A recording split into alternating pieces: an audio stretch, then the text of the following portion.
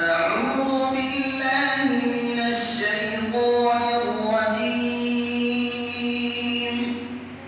بسم الله الرحمن الرحيم. إن إبراهيم كان أمة قانتا لله حنيفا ولم يك من المشركين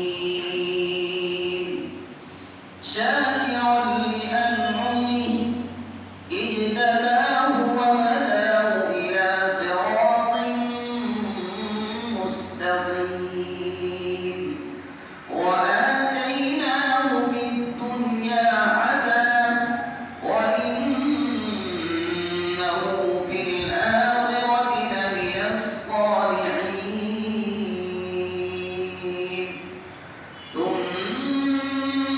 ثم أوحينا إليك أن اتبع ملة إبراهيم حنيفا وما كان من المشركين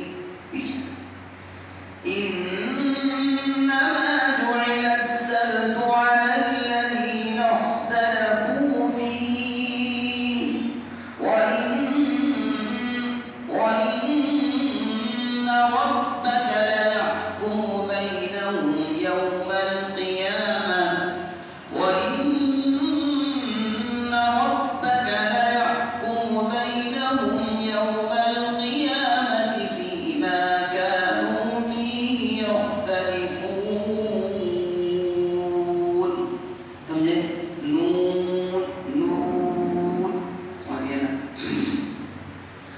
ادع إلى سبيل ربك بالحكمة والموعظة الحسنة والموعظة الحسنة وجادلهم بالتي هي أحسن